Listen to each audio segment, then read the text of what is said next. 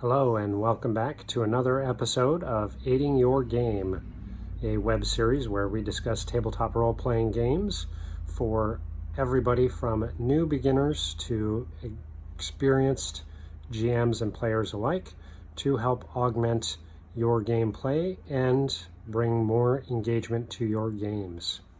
So, today's episode we're going to be talking about integration of characters and how that leads to greater engagement from your players.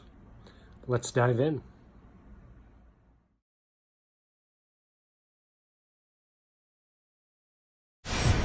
So, as you have gathered your party, gotten your play style communicated out, talked about what type of game you're going to be running, and gathered your players, had their characters meet. Backtracking a little bit, I want to talk a little bit more about integration of characters into your story. So in previous examples and videos, we've talked about how to further drive player engagement. We'll be touching a little bit more on that via character integration.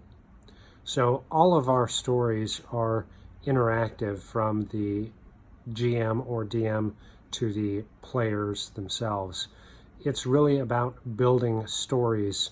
Ultimately, the story of the characters' impact on the GM's world and events that they set into motion. So, how can you integrate your characters better into your story?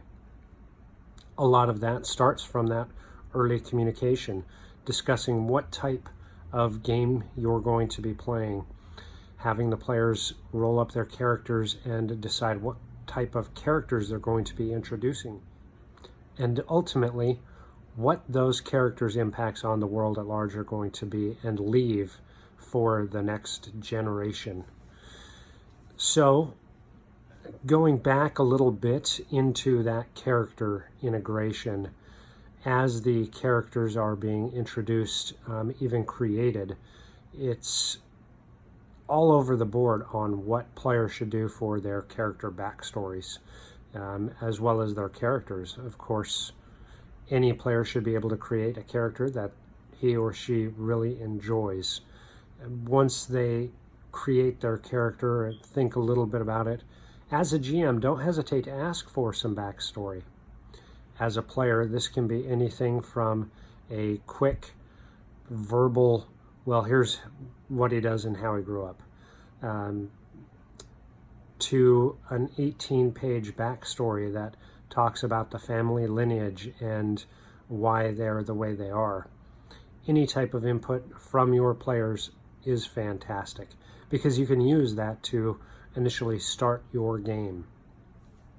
Once you have that information, I find it very useful to pull one or two, maybe at the most 3 items that you'll want to focus on in your story.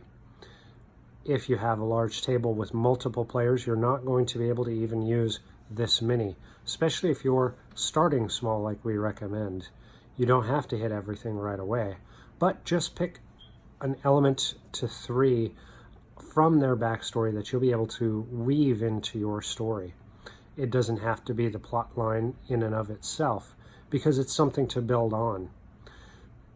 In our examples, we'll be using Dungeons and Dragons, of course, because it's the arguably the largest and most well-known. So we'll be using that as our examples, but it does apply to any tabletop game, whether it's Top Secret, Star Wars, Pathfinder, whatever gaming system you're playing. You'll be able to use these in the same manner. So, starting with our characters getting their backstory to the GM, 1 to 3 elements is what you're going to want to look for that you'll be able to tie into the game. So as an example, we'll use a dwarven cleric who follows Obed-High, and the player has given us very little to go on. He was raised in a dwarven city and didn't feel connected to the people because he felt there were more fates from the gods pushing him to do something different. That's not very much to work with, but it's enough. I think some of the things that we can pull from a background like that indicates that this player and their character, they're really focused on the option of separation. So they didn't feel like they belonged. They are dwarves, and I would say for the third one, Obed High. So we've got 3 items that we picked out from them.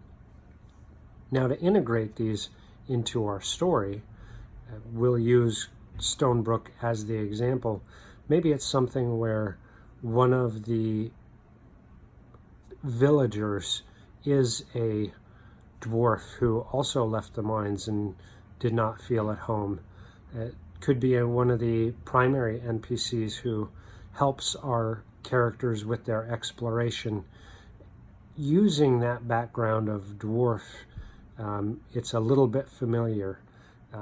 You can use that as a piece where the villager dwarf finally sees another dwarf and kind of connects a kinship. You should, as a GM, stoke this a little bit in letting that NPC dwarf, we'll call him Bill, really connects and wants to talk to this dwarf because it's been some time since he's seen another dwarf, much less one that looks a little more capable and isn't surrounded by a bunch of other dwarves. In that light, maybe we use the town of Stonebrook to talk to that familiarity of dwarven culture. The stonework is well done, but not masterful. The dwarf could pick up on the ancient kind of foundations with more current, rougher, maybe even less craftsman-y buildings, leading to kind of that thought process of the hidden crypts or ancient city underneath this newer one. Pick a couple of elements that can really play into it. Using the Obed High, maybe here in this city of Stonebrook, Obed High has never been heard of, so it's a great opportunity for the dwarf to show off his clerical divinity and really begin creating that culture of, I am a follower of Obed High, and this is who he is and what he does. Using just a couple of items out of this backstory, we're able to drive the story forward. We have ways to get the character more involved with the community. It gives them more to talk about. It opens up the gate for more role-playing and really begins to put the character kind of in a fashion to begin to care more about the city of Stonebrook. Once they begin to develop these in-game relationships and have that kind of touch of realism to the game world, they begin to care a little bit more about it.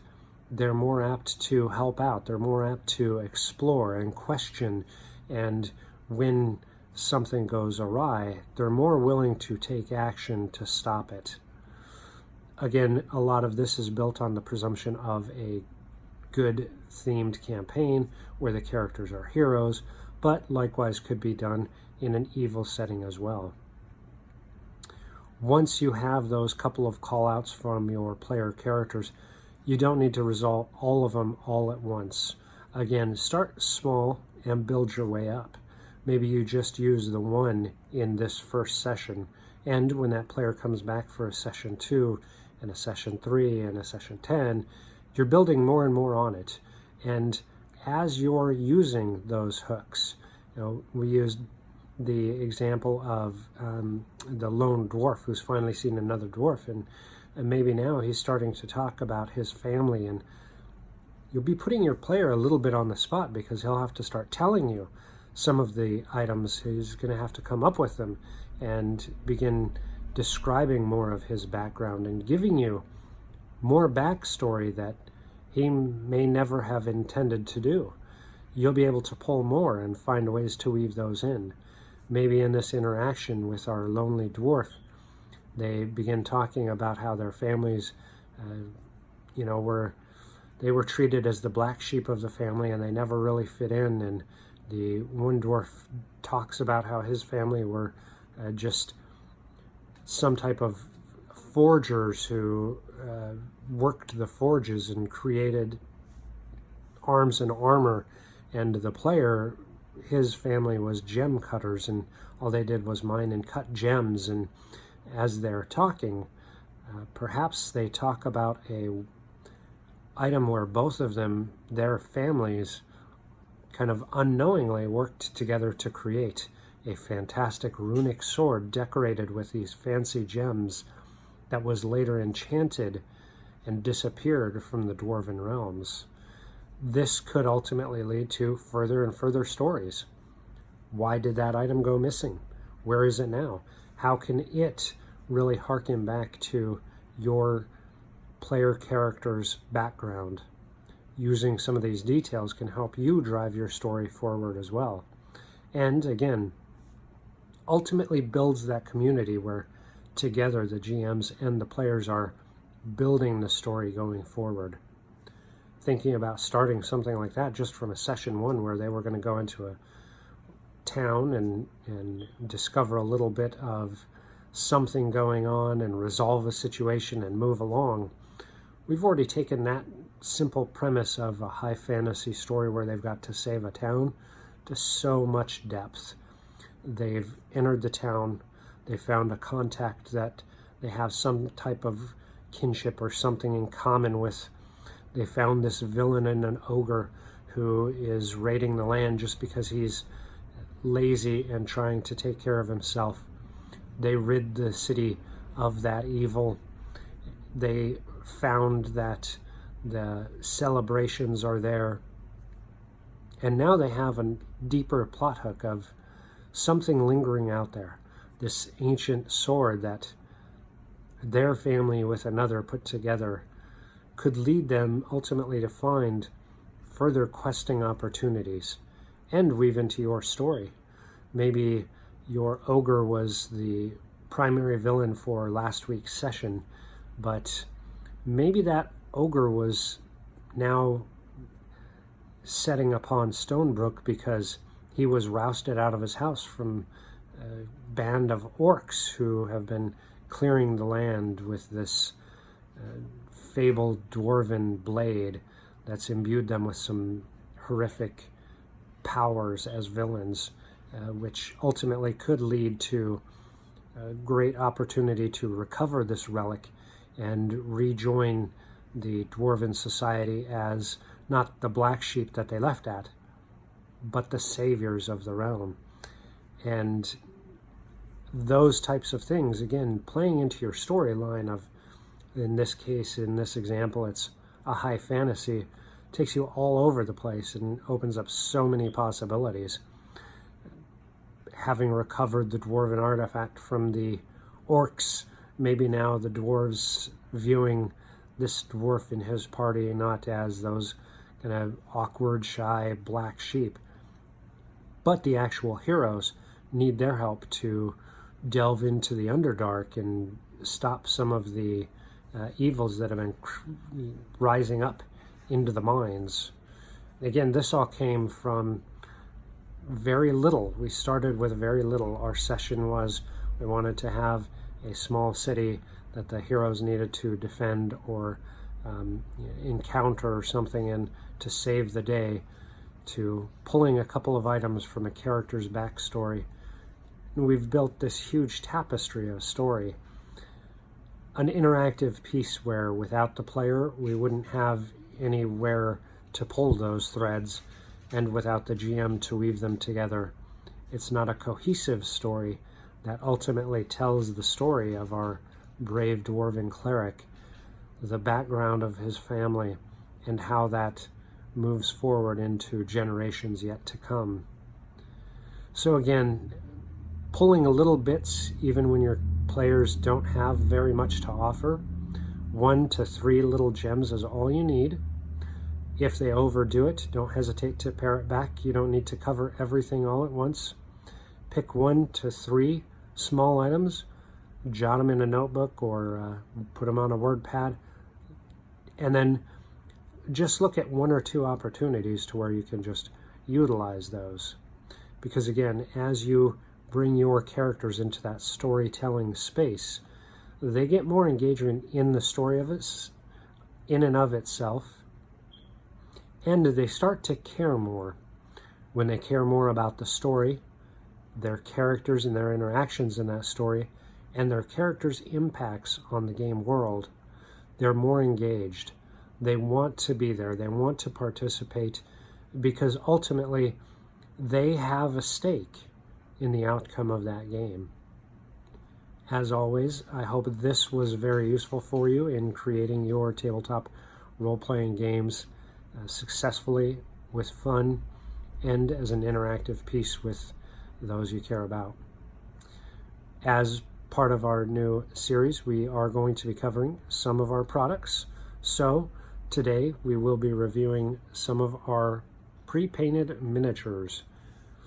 So one of the items that is offered by Green Oaks RPG Game Aids is painted miniatures.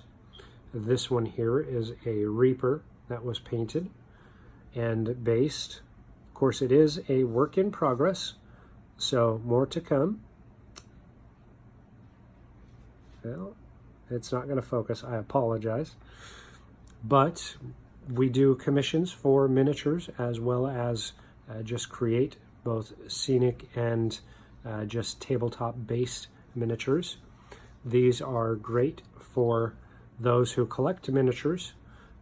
These are great for if you're wanting to gift somebody that has a love of all things fantasy, as well as those who want to use tabletop miniatures in their tabletop games. And we do 3 different levels. We have tabletop quality, where they are sealed with a matte sealer. Great for use regularly on your tabletop gaming terrain. We have decorative, which they are also matte sealed, so they can handle some use and be handled fairly regularly, but they're more scenic in their basing and design. And then we have full dioramic display pieces, where again they are sealed, so they are protected. However, their basing is extremely scenic and more used for display, not tabletop basing. If you'd like a commission, of course, we will have information for our webpage, our Facebook page, and of course our new Kickstarter down below. As some call outs, we do want to grow our community, so please help us like, subscribe, follow, and share. We hope that this is continuing to bring some wealth of information to you, even if it's a small bit. And we thank you for your support and your time. As always, ask yourselves, where will your adventures take you?